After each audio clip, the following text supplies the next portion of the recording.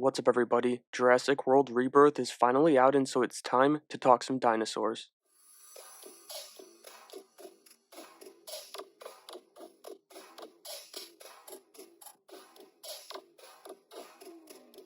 I want to get started with the dinosaurs and their kills, so the action scenes in this movie. This was definitely the strong point for Rebirth, which is good. You want to see that from Jurassic movies, but it's because it's a major part of what makes them so epic. But what you don't want to see, and what happens here, is the rest of the movie being so terrible that even the dinosaurs can't carry said movie. That's not something I was worried about going into this one, because I quite enjoy Gareth Edwards' Godzilla and Rogue One, and even the creator, so I thought, no worries here, but I was wrong. I will say, despite not being able to carry the movie, the ocean sequences were so dope. The flying raptors, as much as I hate another type of raptor being added in here, were awesome. And the river water rat with that big boy T-Rex had my heart pumping that moment. And I know it's from the book, but that moment was the most Jurassic that this movie felt, and I didn't think that it felt very much like the rest of the franchise. Which, speaking of fitting in with the rest of the franchise, I did not think this cast fit in with the rest of the Jurassic franchise. Now, Jonathan Bailey, he did,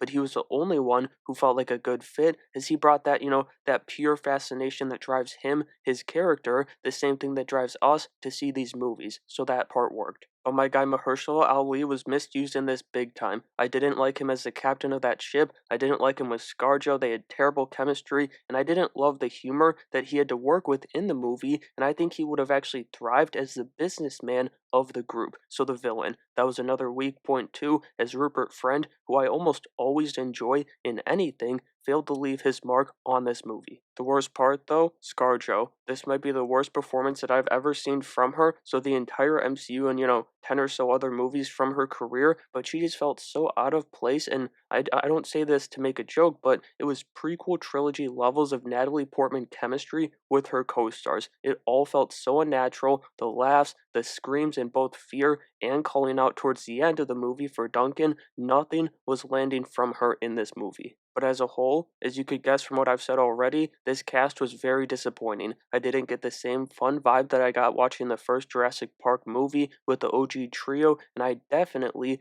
didn't feel the chemistry that Chris Pratt and Bryce Dallas Howard had, which led to that first World movie being much better than it should have been, at least when I saw it in theaters. Here, it's Jonathan Bailey on an island. Anyway, moving on to the score, I don't have too much to say here, just a couple of quick notes, but they do use the John Williams classic score well. It felt right where they placed it in the movie, so that was good. And then when the stakes, when they're high, so the action scenes, I thought the score rose well with them. But I do have to say, when it came to the more subtle aspects, the emotional parts of it, I wasn't the biggest fan. It lacks those big John Williams moments, and I know that's an unfair comparison to make composer-wise, but it is the same franchise after all, so there are going to be standards, and unfortunately, for this composer, those standards were set by the great, the powerful John Williams, and that's the deal. I don't want it to seem like this was the worst movie ever, though. It's not. I was just very disappointed in the result of a Gareth Edwards Jurassic movie versus a concept of one, or at least,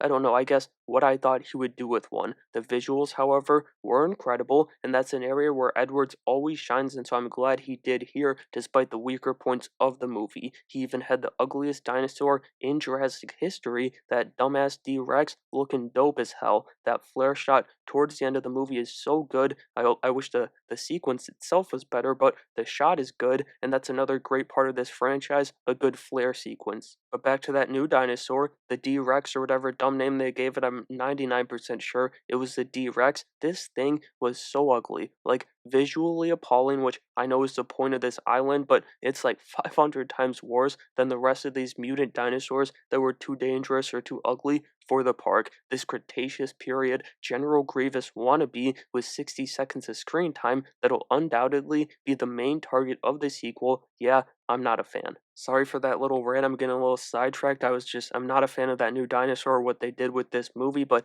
overall, the visuals were incredible in this one. It looks perfect. Finally, not that it's the end all be all for this franchise, it truly doesn't matter all that much, but how was the story? Was the story passable? And honestly, I gotta say no, but if I'm in a good mood, like a really good mood, I might just barely say yes for Jurassic standards because I do think that first World movie was decent, and this one quality-wise isn't too far from that, so maybe barely yes. We spend so much time prepping this terrible team and get into the island or get into the dinosaurs outside of the island at least, that when none of that pays off with the cast or with the script, whatever it was, pretty much, honestly, in my opinion, both, it's double the disappointment from this movie. I also couldn't have cared less about this family the group saved and brought to the island because the dad is bringing his family out in the middle of the ocean. So does he even care about his family? The family where the daughter and her boyfriend only speak to her dad and her sister, not one word to each other, even when the boyfriend is about to drown. That was certainly a choice.